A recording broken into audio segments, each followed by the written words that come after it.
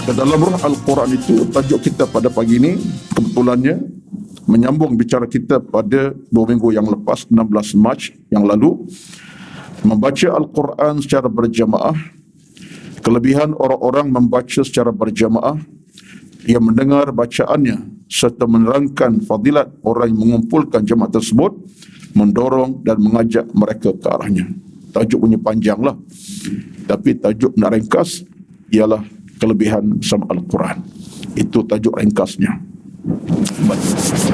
Bismillahirrahmanirrahim. La yadurru ma'asmi syai'un fil ardi wa la fis sama'i was-sami'ul 'alim. Bismillahirrahmanirrahim. La yadurru ma'asmi. Al-Fatihah. أعوذ بالله من الشيطان الرجيم. بسم الله الرحمن الرحيم. الحمد لله رب العالمين. الرحمن الرحيم مالك يوم الدين. إياك نعبد وإياك نستعين. اهدنا الصراط المستقيم صراط الذين أنعمت عليهم غير المغضوب عليهم ولا الضالين آمين.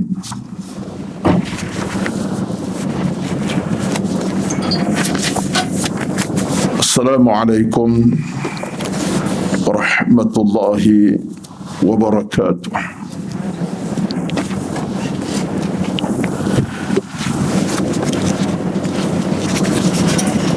Innal hamdalillah nahmaduhu wa nasta'inuhu wa nastahdihi wa nastaghfiruh wa na'udzu billahi min syururi anfusina wa min sayyiati a'malina. Man yahdihillahu fala mudilla lahu wa man yudlil fala hadiya lahu. Asyhadu an la ilaha illallah wahdahu la syarika lahu wa asyhadu anna Muhammadan abduhu wa rasuluh. ربنا عليك توكلنا وإليك أنبنا وإليك المصير.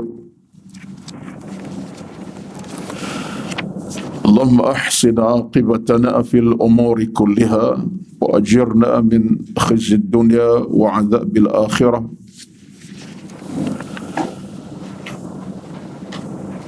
اللهم رب يسر أمورنا ولا تعسر علينا إنك أنت العليم الحكيم. لا إله إلا أنت سبحانك إنا كنا من الظالمين. اللهم أعنا على ذكرك وشكرك وحسن عبادتك. اللهم رب اشرح لي صدري ويسر لي أمري واحلل عقدة من لساني يفقه قولي يا رب العالمين. أما بعد، أعوذ بالله من الشيطان الرجيم. بسم الله الرحمن الرحيم.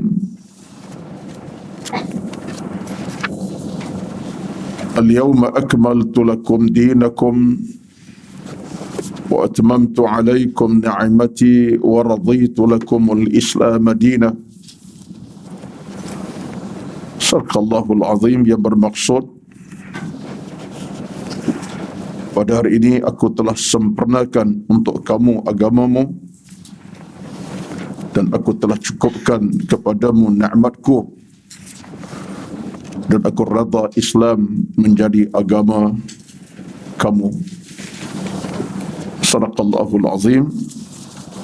Surah Al-Maidah ayat yang ketiga. Dihormati yang berbahagia dan kuasa pengurusan kuliah duha Masjid Al-Falah USJ 9 Subang Jaya, yang berbahagia dan dihormati yang diraikan seluruh kehadiran para jamaah duha pada pagi 4 Ramadan Al-Mubarak tahun ini 43 Hijriah. Dan mudah-mudahan di saat yang penuh barakah, di hari yang berkat, di bulan yang berkat, di waktu berkat ini akan terus memberkati perjalanan kehidupan kita, sama ada yang zahir ataupun yang batin, yang kita nampak atau tidak nampak, semuanya dalam kerahmatan dan keberkatan daripada Allah Azza wa Jalla, dan hasilnya menjadikan kita dalam keadaan beroleh keredaan Allah Azza wa Jalla bila sampai saat ketikanya kita bertemu dengan Allah Rabbul Jalil.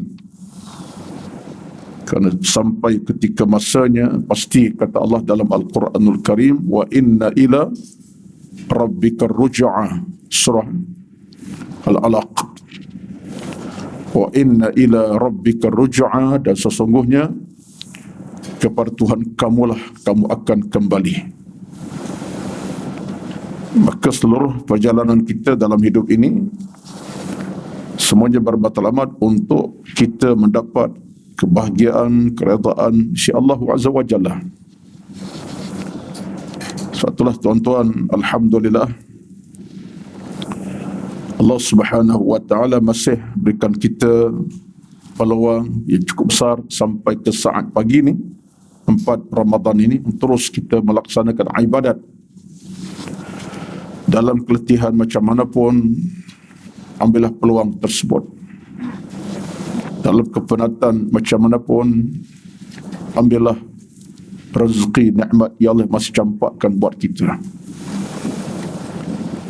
Allah Subhanahu wa taala terlalu adil kepada kita, dan tidak sama sekali Allah zalimi hamba-hambanya.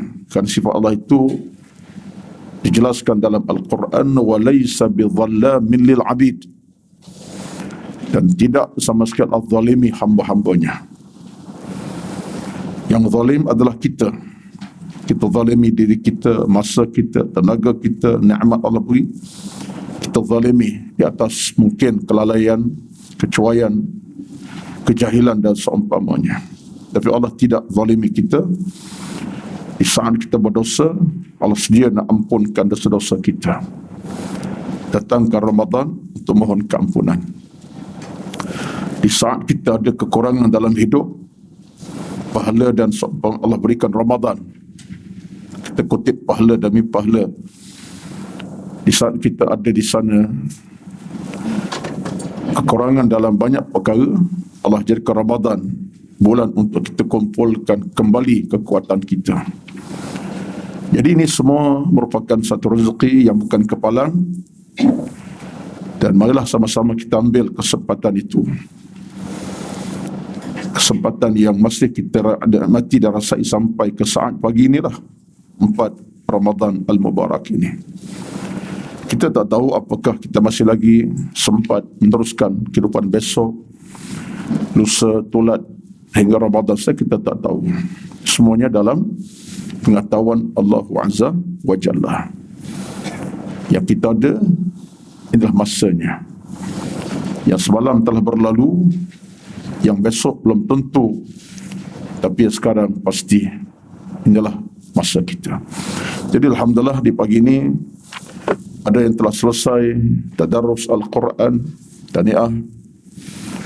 Ada yang telah selesai solat duha, terbaik. Ada yang hiasi kehidupan pagi dengan zikirnya selepas solat subuh tadi hinggalah tengah hari.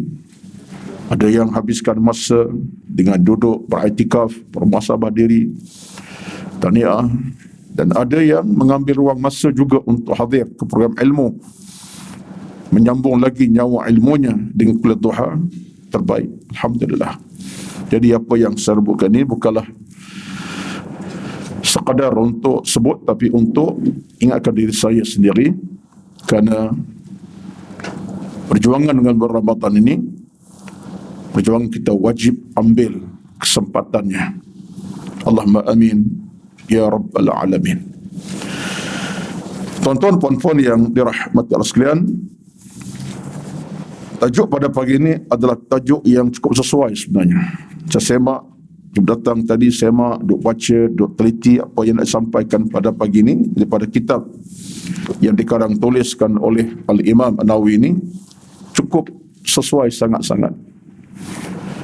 Kerana kita dalam ruh Al-Quranul Karim, dengan tadarusnya, dengan membacanya, menelaahnya daripada awal Ramadan malam pertama hingga hari ini.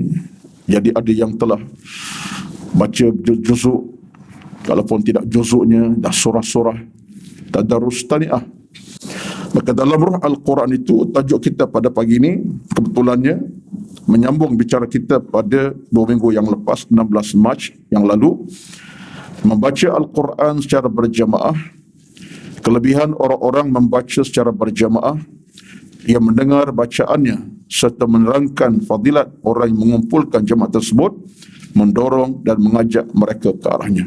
Tajuk punya panjang lah, tapi tajuk nak ringkas ialah kelebihan bersama Al-Quran. Itu tajuk ringkasnya. Baik, kita nak sambung balik perbincangan kita yang tergantung sikit di penghujung 2 minggu yang lalu. Saya masih ingat. Ketahuilah bahawa bacaan Al-Quran secara berjemaah adalah sunat berdasarkan dalil-dalil yang nyata dan amalan para salaf dan khalaf yang selalu menyokong hal ini.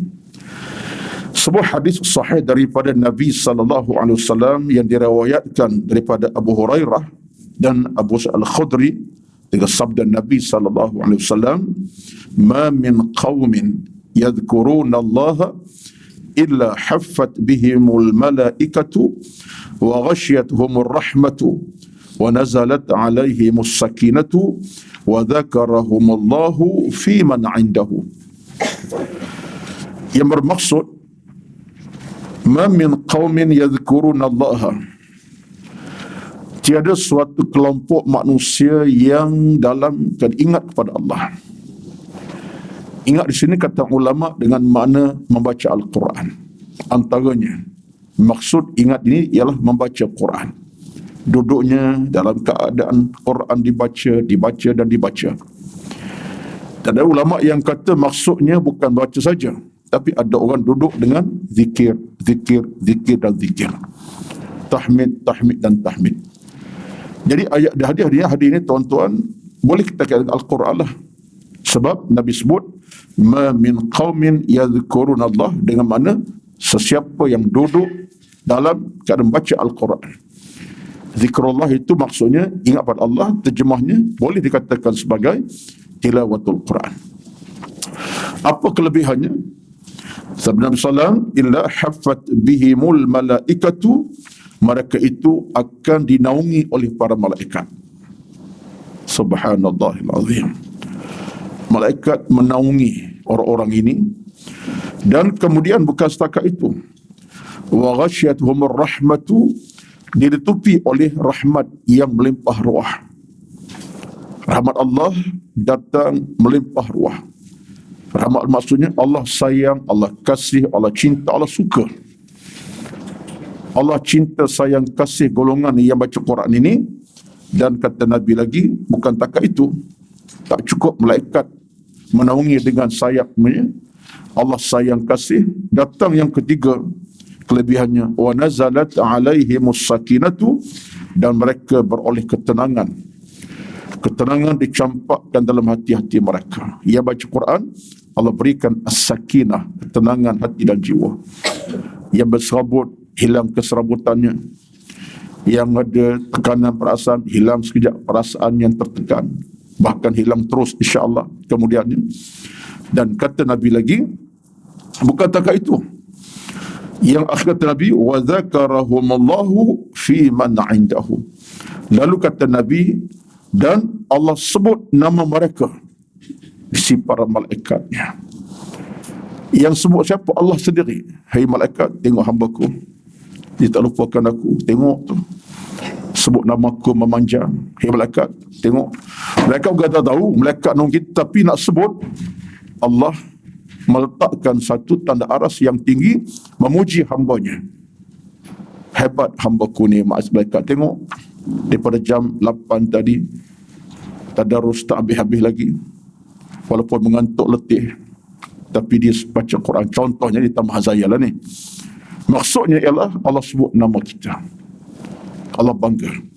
Hadis Imam At-Tirmidzi rahmatullahi alaihi. Saya kira hadis jelas. Tak ada kerumitan kita nak fahami, tapi jelas membuktikan bahawa tidak merugi langsung orang-orang yang membaca Al-Quranul Karim. Betullah tuan-tuan, puan-puan dirahmati Allah sekalian, sementelahan kita sedang duduk dalam bulan Ramadan ini, sementelahan kita dah masuk bulan Ramadan yang penuh keberkatan ini, maka tidak ada agenda kita yang lebih besar di samping agenda lain pun banyak. Satu agenda yang paling utama dari Ramadan paling utama ialah bersama Al-Quranul Karim. Kerana Al-Quran dengan Ramadan tidak berpisah, dan Ramadan dengan Quran tidak berpisah. Syahr Ramadan alladhi unzila fihi al-Quran hudan lin-nasi wa bayyinatin minal huda wal furqan. Allah sebut dalam surah Al-Baqarah, bulan Ramadan diturunkan padanya Al-Quran, datang membawa perhidayah, bimbingan, kenyataan, peringatan tentang hukum hakam dan sebagainya. Bahkan kitab yang boleh membezakan di antara baik dan buruk, jahat dan benar. Jadi dalam hal ini kata para ulama, jadi kita nak kait sikitlah. Betul, para ulama menegaskan bahawa seseorang manusia yang bila tiba Ramadan, masuk Ramadan, bersama Ramadan, tapi dia tidak membaca Al-Quranul Karim. Ada ulama yang kata orang ni sebenarnya walaupun dia berpuasa, walaupun dia bertarawih, walaupun dia dalam keadaan bersedekah sekalipun, Masya Allah, semua itu amal bagus. Sedekah derma, subuh beri, zuhur beri, malam beri, tarawih pun dia buat, Alhamdulillah. Tapi ketika dia berpuasa dan berramadan itu, langsung dia tak baca Al-Quranul Karim.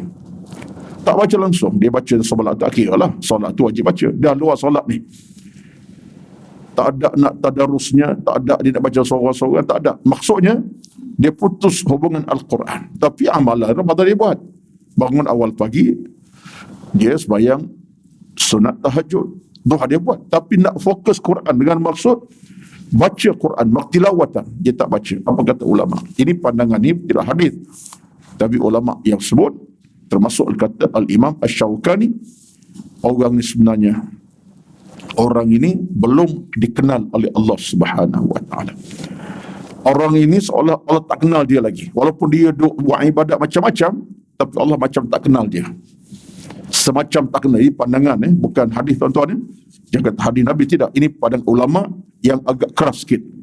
Dari sudut pandangan siapa yang tak baca Al-Quran langsung, seolahnya Allah tak kenal dia lagi. Dia sembahyang dah, dia puasa dah, tapi tak lengkap, seolah Allah tak kenal. Sebab apa? Tidakkah Al-Quran itu dalam hukumnya merupakan kalamullah?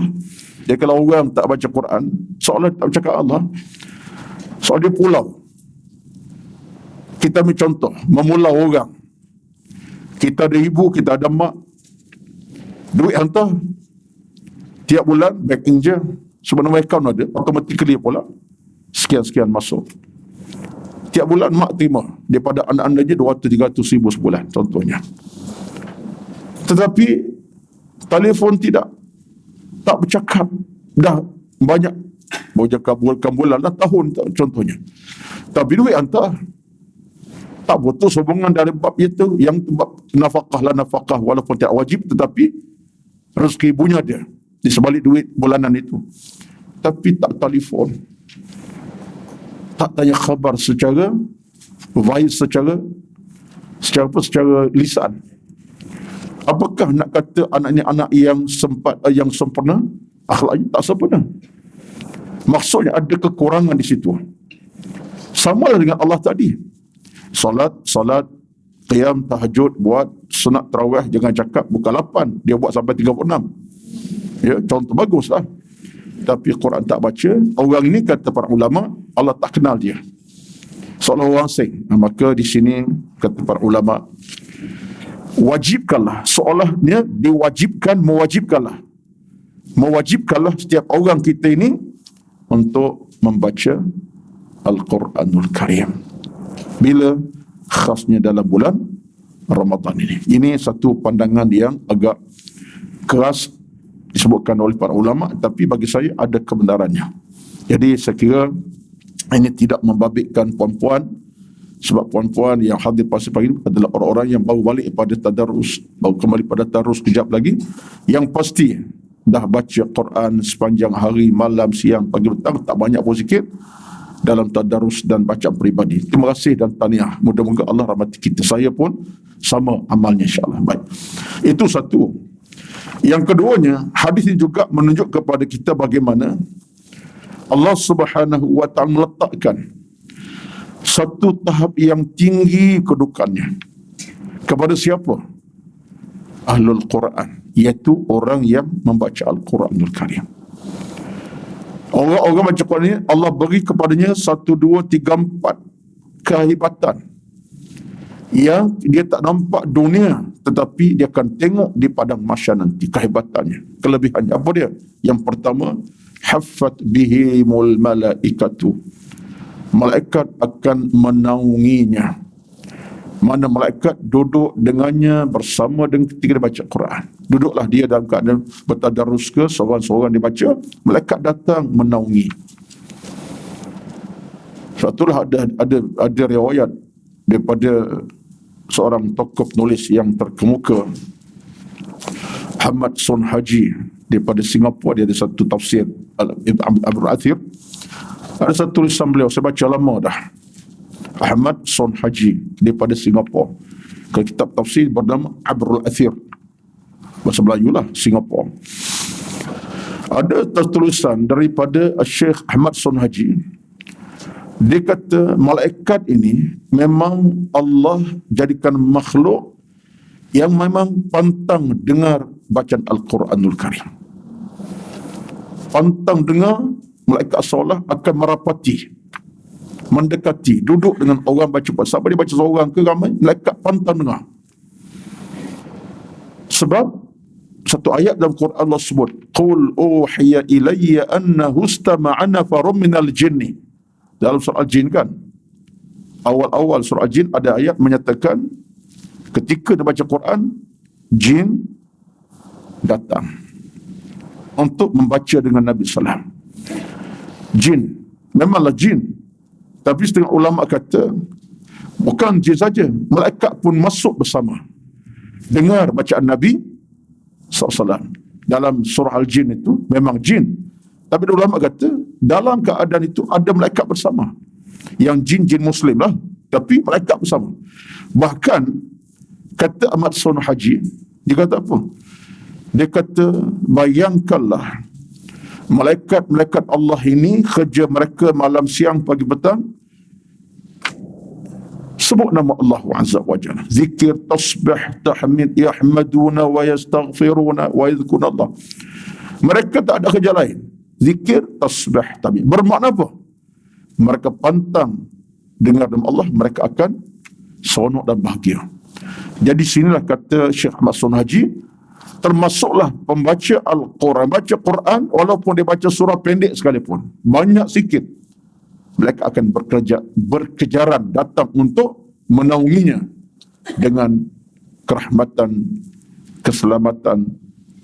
Bahkan mereka minta kepada Allah, wahai Tuhan, hamba-Mu sebut nama-Mu, hamba-Mu baca ayat-Mu, hamba-Mu sekian-sekian, beri mereka kelebihan keberkatan. Jadi sini kata para ulama, kelebihan ini jelas dalam Nabi sebut, illa haffat bihil malaikatu, malaikat akan naungi mereka. Dan ada ulama yang sebut maksud haffat hum ini bukan setakat naungi dengan sayap saja, bukan setakat dirimpahi dan didaungi dengan sayap malaikat saja, tapi dimaksudkan sama kata ulama in tafsirannya dengan malaikat mohon kepada Allah apa dia? Kerahmatan. Dengan maksud malaikat doa, wahai Tuhan, hamba pun sebut nama-Mu sekarang ni, dia baca Quran tu, rahmatilah orang ni. Ini orang beriman, orang mukmin.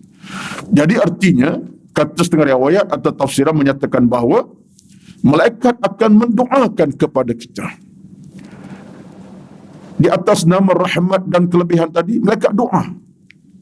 Yang penting kita baca Al-Quran ni tuan-tuan, bukanlah sekadar boleh pahala kita baca, tapi tadah sama oleh malaikat yang mengaminkan bacaan Al-Quran ataupun mendoa kita kebaikan seperti bacaan. Jadi ini semua dimaksud sebagai haffat bihil mul malaikatu, malaikat akan nolong kita. Yang keduanya, wa ghasyatuhumur rahmatu, dan mereka akan dilimpahi dengan rahmat. Rahmat disebut tadi, sayang kasih Allah Azza wa Jalla. Itu maksudnya, sayang kasih Allah. Allah bertambah sayang, tambah kasih, tambah cinta kepada pembaca Al-Quran. Dia tuan-tuan, saya sebut ini sebagai satu benda yang kita boleh fikir lebih jauh. Kita ni kalau sebut nama orang tu acap kali. Orang tak masa kita sebut nama orang yang kita sayang acap kali. Tak kira ibu ke isteri ke suami kita sebut nama yang manjang. Kalau di gelaran pula, gelaran baik-baik, yang ke yang contohnya, 10 kali sehari semalam, dia akan timbul rasa cinta yang lebih, sayang lebih. Begitulah Allah Azza wa Jalla. Hambaku asyik-asyik baca Quran. Hambaku asyik-asyik baca Quran, tak tinggal Quran. Memanjang bacaan dibaca Al-Quran. Jadi kata para ulama, munasabah Allah makin sayang. Sebab hambaku tak lekang diberinya kalimah-kalimah Al-Quranul Karim. Dia pujiku, angkat namaku, sebut namaku, baca Quran. Lalu kata para ulama, maka hakikatnya ialah rahmat Allah makin tebal, sayang Allah makin tebal, sayang Allah makin padu kepada kita. Jadi ini sesuatu yang tidak merugikan kita lah. Dia sama juga cerita dengan, ini kaedah lah ni, kaedah kita berguna. Samalah kita berdoa. Kita berdoa tuan-tuan adalah satu cabang tawassul kita yang paling besar, ialah berdoa kepada Allah. Doa pula direct lah, tak payah guna perantaraan, tak payah pergi jumpa dengan orang kubur dah mati lama, tak payah, mengaruk je. Ya. Terus dengan Allah, direct dengan Tuhan. Kita minta apa? Minta selamat, sejahtera, berkat, sehat walafiat. Sebut namanya. Antaranya apa dia? Antara tawassul yang diajar agama ialah sebut nama Allah sebanyak-banyaknya. Contohnya, kita sebut namanya, Ya Rabb, Ya Rahim, Ya Mannan, Ya Mujib, Ya Rahim, Ya Rahman, Ya Latif, Ya Khabir. Itu nama-nama Allah yang banyak-banyak tu lah. Yang menjadi mungkin sebahagian pada kita dah hafal. Asmaul Husna, boleh nasyid pun. Itulah namanya. Dalam kita mengingat kepada Allah, kita sebut nama, Ya Allah, Ya Rahman, Ya Rahim, Ya Mannan, Ya Latif, Ya Mujib, Ya Sami', Ya Basir, Ya Dzal Jalali wal Ikram. Ya, sampai puluhan nama. Kita minta, atas namamu yang penuh kerahmatan, Ya Allah, aku mohon aku direzeki kasih walafiat, tak diuji dengan masalah hidup yang berpanjangan. Contohnya, sebut nama Allah sebegitu banyak, di antara cara tawassul yang paling afdal, terbaik. Kita puji namanya, bukan satu dua, sampai 10 nama. Ya Sami', Ya Basir, sampai belas-belas. Tuan-tuan, ini antara cara kita berdoa yang paling afdal. Itu adalah kita benar-benar meletak pengharapan tinggi kepadanya. Sampai diulang, Tuhan yang mendengar, Ya Sami', Ya Basir, Tuhan yang maha melihat, Ya Mannan, Tuhan yang maha pemberi, Ya Azim, Tuhan yang maha berkuasa, yang maha besar, Ya Aziz, Tuhan yang maha berkuasa. Sebut semua hak dia belaka. Besar, kuasa, hebat, agung, mulia. Doa kita lebih cepat untuk Allah kabulkan. Sebab di atas sebutan nama-nama gahnya itu, kita benar-benar mengharapkan tercapai apa kita dambakan. Mana mungkin Allah akan tolak. Dia puji sangat, Allah Azza wa Jalla takkan tolak. Tak percaya? Kita dengan orang bersama, suami kita, bang bagus, bang baik, bang cantik, bang handsome, bang, ya. Contohnya, duit sikit bang, contohnya. Mudah-mudahanlah, minta 1,000, kasih 2,000. Tak kena cara, kasih penumbuk, itu lain cerita. Tuan-tuan, kau ni main-main dia. Contoh, tapi ini bukan gurauan tuan-tuan. Sebab itulah kadang-kadang kita angkat nama orang, disanjung, dipuja tu, dia membesarkan jiwanya. Tapi manusia bahaya, kita angkat nama orang jadi riak pula dia. Tapi Allah tidak. Allah tidak. Bila kita sebut nama macam kali, Allah kata, hambaku. Saya kata tuan-tuan, ini semua keadaan agama ni. Semacam kita baca Al-Fatihah dalam sembahyang kita. Tuan-tuan perasan kan tidak baca Fatihah Allah jawab? Perasan kan? Tak dengar. Tak dengar Tuhan jawab. Takkan tak dengar? Saya dengar. Jangan gitu Ustaz, jangan salah tu. Tak dengar. Tapi Nabi sebut bila kita baca Quran, Alhamdulillahi Rabbil Alamin, Allah jawab tu, Hamadani abdi, hambaku puji aku. Ar-Rahmanir Rahim, Allah jawab tu, Majjadani abdi, hambaku mengagungkanku. Tuan-tuan, sampai habis. Tiap kali kita baca Fatihah, Allah jawab satu-satu. Hambaku sedang pujiku, hambaku angkat namaku, hambaku Allah Akbar. Kita balik hadis itulah. Balik semula hadis itu daripada hadap salam. Maknanya, Allah bila dengar namanya sebut, Allah gembira. Dan bila Allah gembira, maka apa yang kita minta Allah permudahkan. Boleh? Boleh berhenti. Tuan-tuan sekalian, kemudian Nabi sebut, wa nazalat alaihimus sakinah, Allah turunkan ketenangan kepada mereka. Al-Quran merawat hati dan jiwa. Saya tak nak bincang panjang dah, hadirin panjang pula berbincangan, tapi rawatan yang paling mujarab dalam kehidupan beragama tidak ada melainkan ayat-ayat Allah Azza wa Jalla. So Allah berjanji dalam Quran, wa nunazzilu minal Qur'ani ma huwa shifaa'un wa rahmatun lil mu'minin. Dan kami turunkan Al-Quran semuanya untuk menjadi perawat kepada hati-hati manusia. Rawat hati, rawat jiwa, rawat perasaan. Dalaman, luaran sekali. Bukan setakat dalaman. Fizikal kita pun boleh sihatkan Al-Quran dibaca. Apalagi rawatan dalaman. Tengah berserabut, tak tenang, hilang ketenangan, ada something dalam hidup, ada masalah yang berlaku.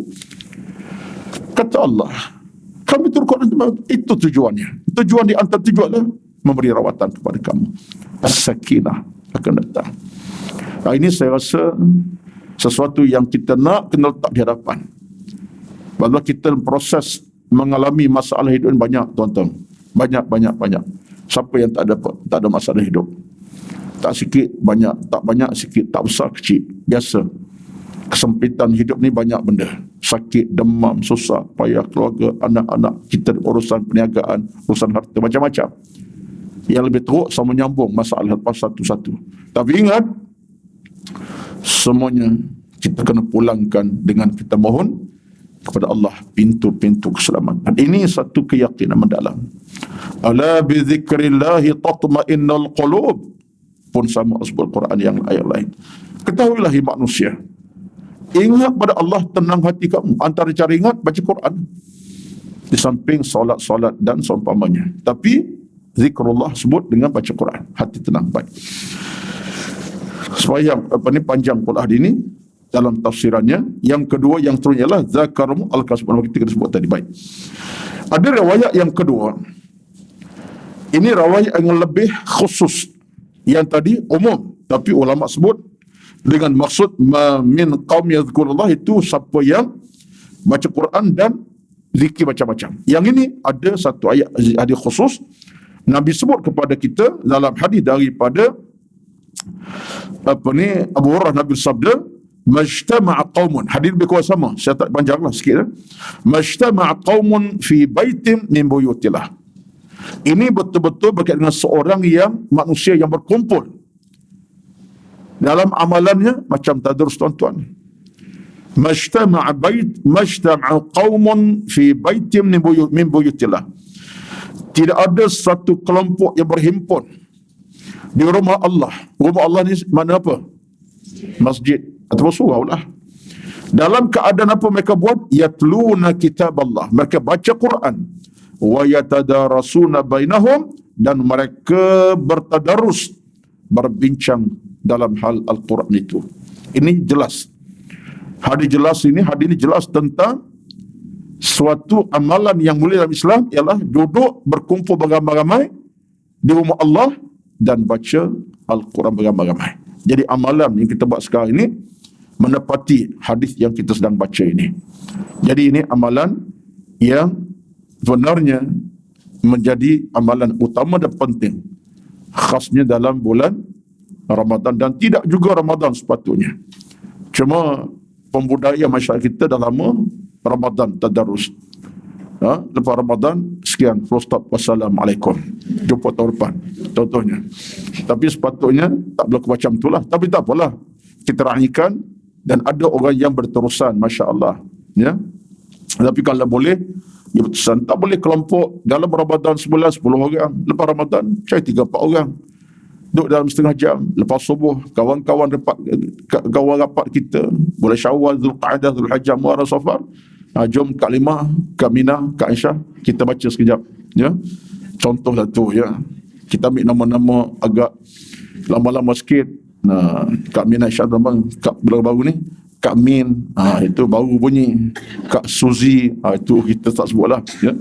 Kita ambil agak-agak antik sikit namanya, ya. Jom kita baca Quran sekejap, lepas subuh setengah jam, saya nak baca, Kak Limah betulkan, ya, contoh. Yang ketawa nama Limah ke? Okey, Halimah, ya, masya-Allah. Ustaz sebut nama aku pula dia kata gini, ya. Tak apa, Halimatus Sa'diyah, ya. Main-main, ya. Seorang yang cukup hebat. Mana seorang yang hebat daripada Halimah Sa'diyah? Susunya Nabi minum. Oh, itu bukan calon-calon orang kat Salawah. Dia beri susu minum kepada Nabi. Tuan-tuan, tak ada manusia paling mulia dah. Seorang Nabi minum susu dada daripada dadanya. Maknanya bukan kecil dia punya sumbangan. Halimatus Sa'di dia buat Nabi SAW. Tuan-tuan, batulah jangan pandang seorang kampung, seorang yang tak ada harta, makanan tak cukup, tetapi dia telah menyusukan seorang hamba Allah yang paling agung dunia akhirat. Allah Akbar. Itu saya ingat tu sebab saya ingat guru kami masa belajar dulu lah. Ni sebut Halimah ni, ingat tu Sa'diyah tadi, ya. Guru kami pernah kata, kamu nampak dah satu kelebihan daripada Halimah Sa'diyah. Ini guru kami masa belajar dulu. Kadang-kadang dia ada kuis terbuka dalam kelas, maksudnya soalan terbuka. Dia orang Iraq, Syekh besar, hafal Quran. Saya ingat umur dia 6 tahun hafal Quran, 7 tahun. Memang hebat orang ni, dah meninggal dah. Mengenai tafsir kami. Kamu tahu tak apa kelebihan Halimatus Sa'diyah? Halimatus Sa'diyah, apa kelebihannya? Ibu Nabi SAW. Kami pun penuh, lebihnya jaga Rasulullah, kita kata kat dia. Jaga Nabi, memanglah dia kata terlebih, tapi ada lebih lagi. So kita pun tak jawapan tu. Kita fikir benda macam-macam. Saya bukan seorang, saya dengan rakan Arab yang lain lah. Ada Arab, 2-3 negara Arab yang lain lah. Dia kata, sebesar-besar rezeki Halimah Sa'diyah menyusukan Nabi, air susunya diminum Nabi SAW.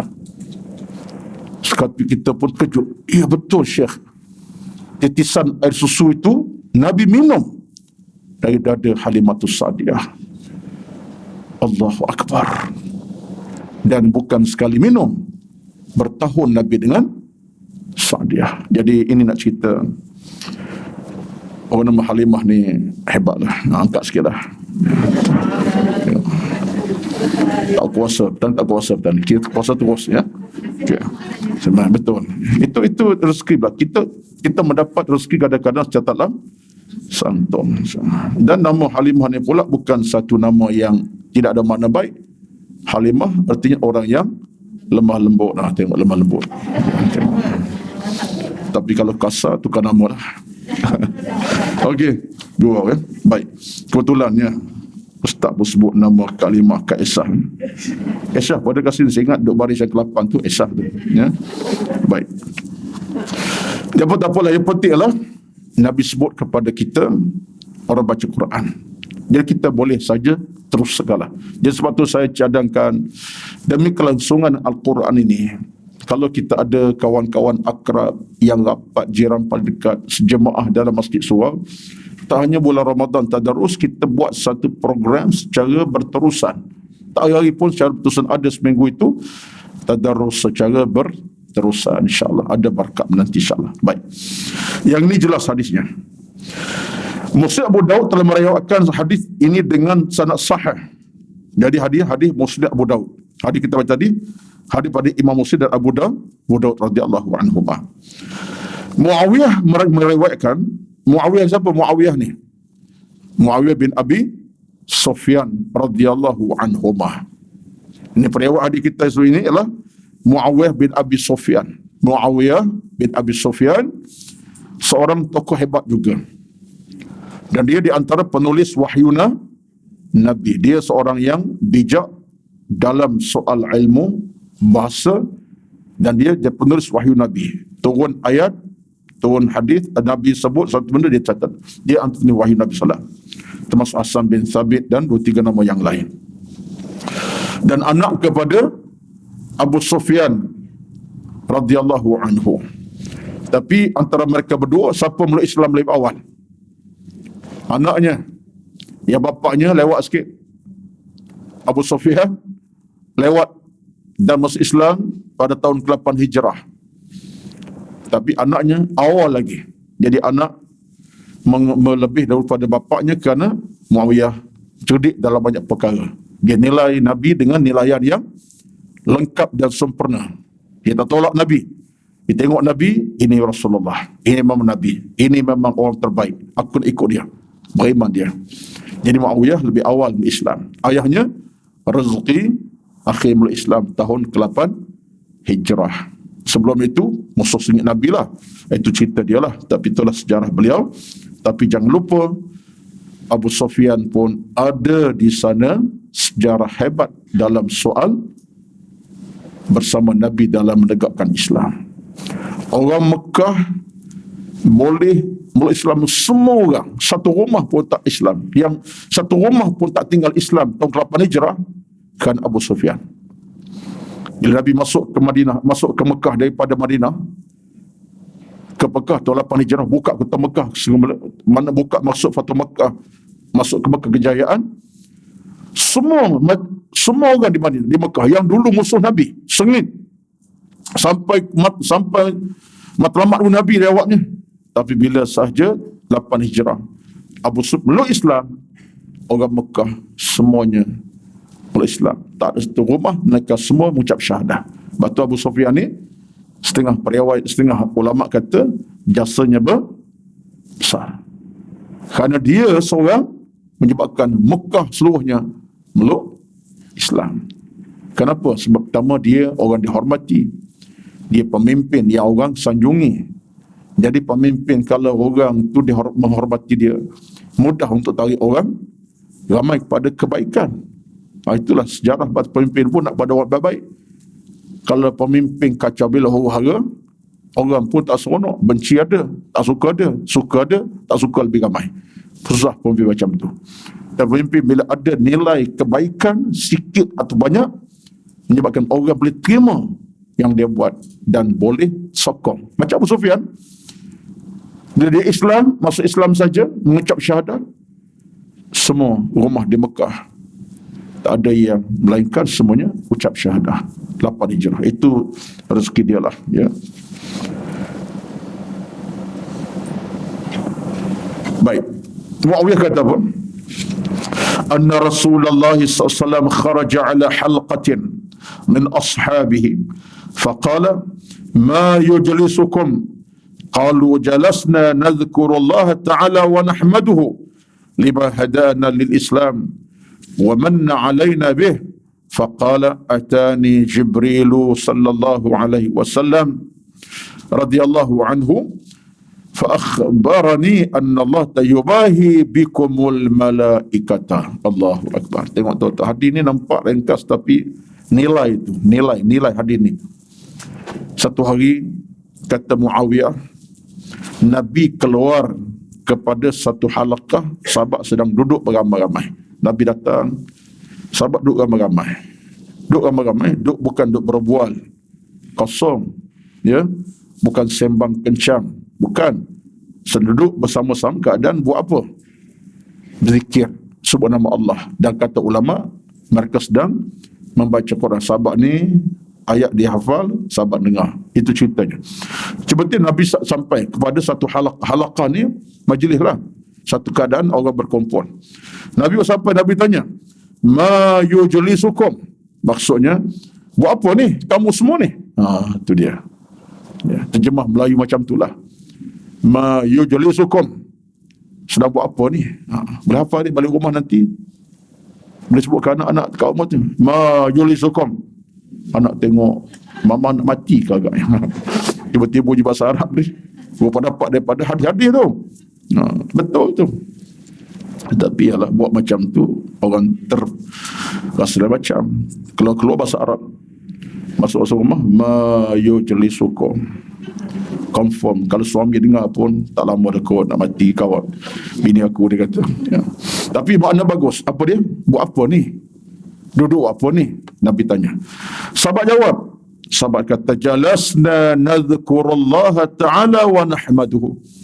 Ya Rasulullah, kami duduk dalam keadaan kami ingat pada Allah dan memuji-muji Allah Azza wa Jalla. Duduk, ada riwayat tambahan kata, mereka sedang baca Quran. Sebab di kalangan sahabat ramai itu ada yang baru terima ayat Al-Quran, dia ajar pada yang lain. Ada yang lebih ajar pada yang tak faham. Jadi mereka berbincang tentang Allah dan ayat Tuhan. Ayat Quran lah. Itulah di antara ceritanya. Lalu bila saja mereka kata macam tu kepada Nabi SAW, mereka sebut lagi. Kata mereka, lima hadana lil Islam wa manna alaina bihi. Ya Rasulullah, kami duduk dalam keadaan sebut nama Tuhan kerana Tuhan terberikan petunjuk. Alhamdulillah. Sahabat puji pula. Kami dapat hidayah ayat Quran Tuhan atas kami, dapat ilmu macam-macam. Dan kata mereka, kami dapat banyak kelebihan pada Al-Quran ini. Lalu kata Nabi bukan tak tahu sebenarnya. Tuan-tuan, Nabi tanya tu, bukan Nabi tak tahu apa. Nabi dah tahu pun sahabat sedang duduk baca Quran beramai-ramai. Sebelum itu, Jibril datang kat Nabi dah. Jibril datang kat Nabi dah cerita apa yang berlaku. Lalu kata Nabi, atani Jibril. Ya, betul lah tu, kamu buat benda yang terbaik. Sebab Jibril datang pada aku. Jibril dah beritahu dah. Tu sahabat kamu Rasulullah sedang duduk baca Quran, sedang berzikir nama Allah macam-macam. Jibril dah ceritakan Nabi dah. Cuma Nabi datang tu, kalau bahasa mudah, buat-buat tanya lah. Ya? Duduk apa ni? Contohnya. Lalu kata Nabi, ini cerita menarik. Kadang-kadang dia cerita, kalau kita hadis-hadis Nabi, tuan-tuan, kadang-kadang dia ada satu unsur-unsur, ada unsur-unsur yang tertentu. Nabi kadang-kadang buat tak tahu, tapi sahabat, macam satu pagi lah. Satu pagi itu lepas subuh. Ini cerita juga ni. Lepas subuh, Nabi tengok pada sahabat. Nabi selesai, paling sahabat duduk pada baginda lepas subuh. Dan dia kata apa kepada mereka? Kaifa asbahtum? Kamu pagi ni macam mana? Nabi tanya sahabat. Lepas Nabi paling tengok muka sahabat lepas bayang, Nabi kata apa? Kaifa asbahtum? Maknanya, macam mana pagi ni? Dapat satu kalimah lain pula ni. Guna. Pagi besok lepas jumpa anak, kaifa asbahtum ya waladi. Anak pun dengar, Umi semalam cakap Arab, bagi dia Arab, tak lama dekut je. Bahasa tu cantik. Kaifa asbahtum maksudnya, macam mana kamu pagi ni?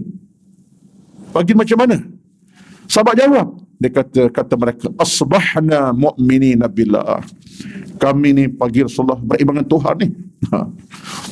Kami pagi ni beriman dengan Tuhan. Nabi senyum. Nabi bukan tanya sangat. Memanglah dah sembahyang subuh.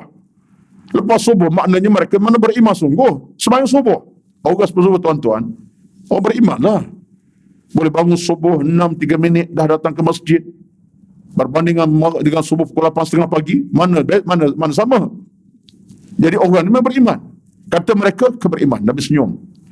Sebab Nabi tanya soalan itu bentuk untuk menyegarkan. Orang kata apa, nak menyeronokkan suasana. Sebab suasana makin seronok. Alhamdulillah kita pagi-pagi dah bangun, dapat beribadat subuh berjemaah.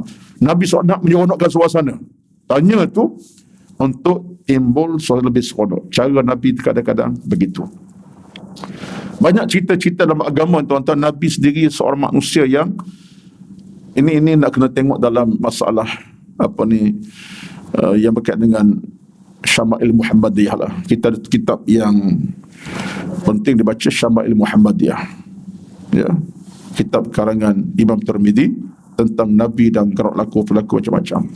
Sama Nabi SAW, gurauan Nabi gurauan yang bermakna, bukan gurauan yang palsu. Kita gurauan nak balas dengan orang.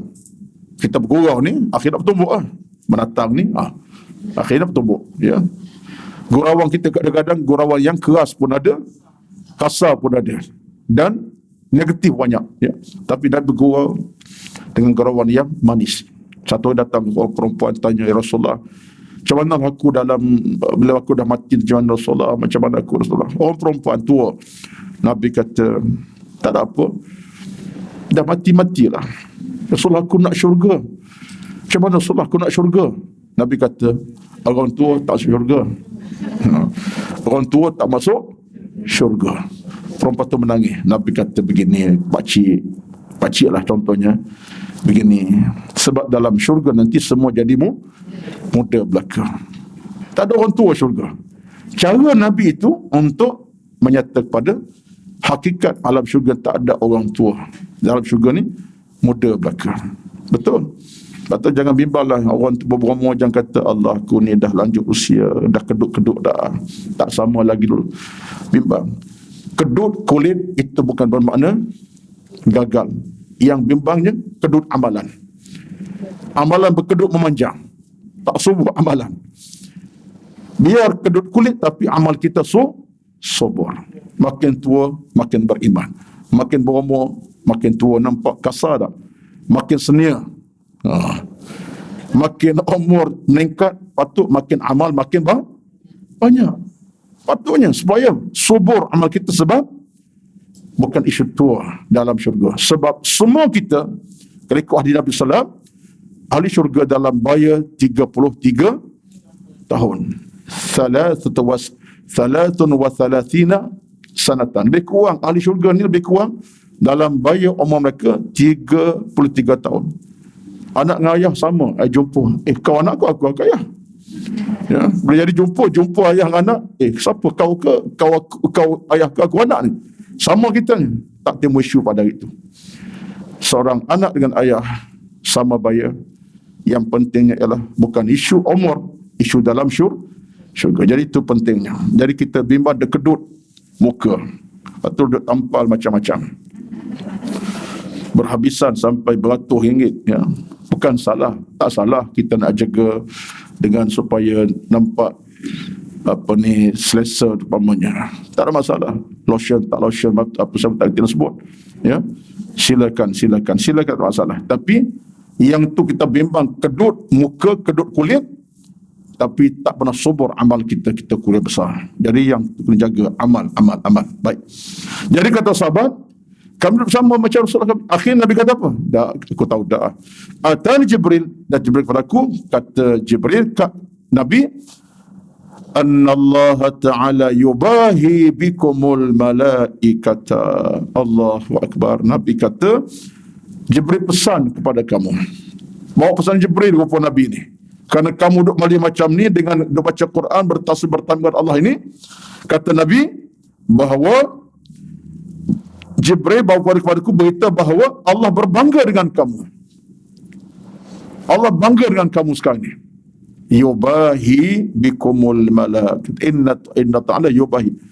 Allah bangga dengan kamu sebab apa? Kamu sebut nama dia, baca Quran. Sebab sebut tadi kan, kita bila sebut nama Allah, baca Quran, memanjang, Allah bangga dengan kita. Itulah yang disebutkan malaikat kepada Nabi, bahawa Allah bangga dengan sahabat-sahabat mereka, sahabat Nabi yang sedang baca Quran. Baik tuan-tuan sekalian, At-Tirmidzi berkata, hadis ini hadis yang sahih, hasan sahih. Baik. Ad-Darimi uraikan setengah sanadnya pada Ibn Abbas, beliau berkata, man istama'a ila ayatin min kitabillahi ta'ala kanat lahu nuran. Ini dia Ad-Darimi. Ad-Darimi salah seorang daripada ulama hadis lah. Cuma dia tak dikenali semacam ulama hadis yang lain, Abu Daud, Tirmizi dan tapi Ad-Darimi ini ulama hadis, kitabnya pun ada, meriwayatkan bahawa Nabi bersabda pada Ibn Abbas, man istama'a ila ayatin min kitabillahi ta'ala kanat lahu nuran. Ini pun satu benda yang besar tuan-tuan. Tolonglah. Ini hadis bagi saya satu hadis yang bersifat berikan kita rezeki percuma. Bersifat berikan kita rezeki percuma. Percuma rezeki. Apa caranya kata Nabi? Kata Ibn Abbas, man istama'a ila ayatin min kitabillah ta'ala kanat lahu nura. Sesiapa yang mendengar satu ayat Al-Quran, maka ayat tersebut akan merupakan cahaya baginya. Dengar ni, istama'a, dia dengar, dia mendengar. Istama'a, dia mencari ruang untuk mendengar. Istama'a itu maksudnya dia berusaha mencari untuk dengar.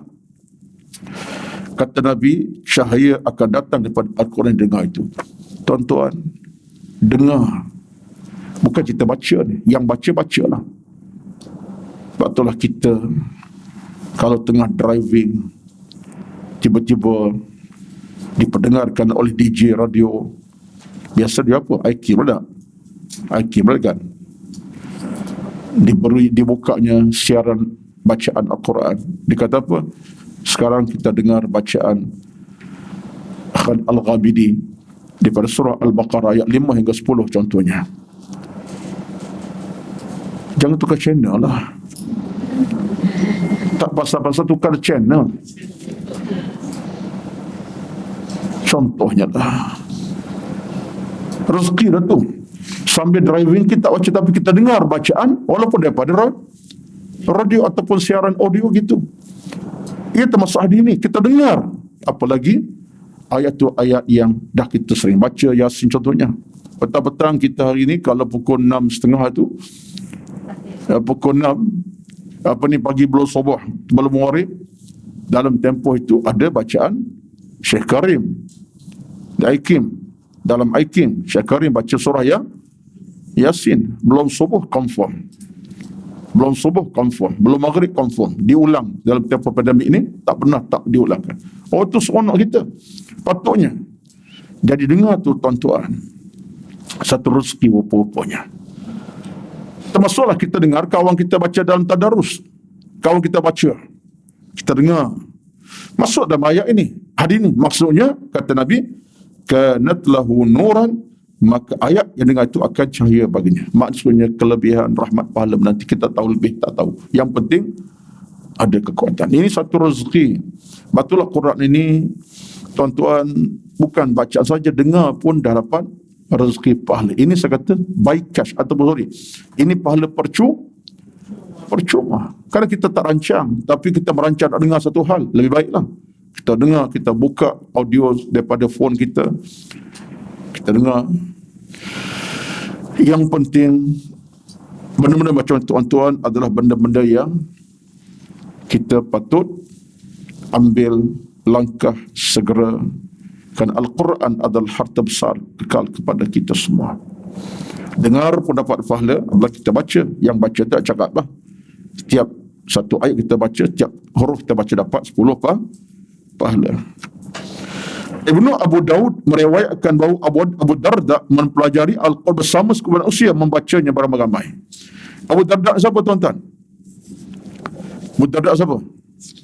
Sahabat Nabi SAW. Diriwayat Abu Darda sahabat Nabi ini, dia belajar Quran bila dia duduk dengan sahabat yang lain. Dia baca, diperdengarkan orang baca tafsir, dia belajar macam tu. Abu Darda radhiyallahu anhu, sahabat Nabi SAW. Sahabat Nabi dah, tapi dia suka dengar orang sampai ke baca Quran tu. Pernah berlaku kepada Mu'adz bin Jabal radhiyallahu anhu. Mu'adz bin Jabal ini seorang di antara sahabat Nabi yang begitu hebat dalam Al-Quran. Sampai Nabi Mus'ab bin Umar radhiyallahu anhu. Bukan Mu'adz bin Jabal. Mus'ab bin Umar. Yang itu Mu'adz bin Jabal. Mus'ab bin Umar ini seorang pemuda, tapi dia hebat. Dan Nabi pernah minta kepada Mus'ab, ya Mus'ab, rattil alayya al-Quran. Tolong baca Quran, aku nak dengar. Nabi minta Mus'ab baca Al-Quran, dan Nabi nak dengar satu hari. Sampai Mus'ab kata, Rasulullah, aqra'ku alai Quran, aku baca Quran, kerana Quran tu atas kamu. Mana aku tak layak lah, Quran tu atas kamu dah. Kamu lebih faham daripada aku lagi, lebih pandai, lebih hebat. Aku nak baca. Kata Nabi, baca. Nabi tak baca, baru Mus'ab baca. Bila Mus'ab baca Quran, Nabi menangis, menghayati.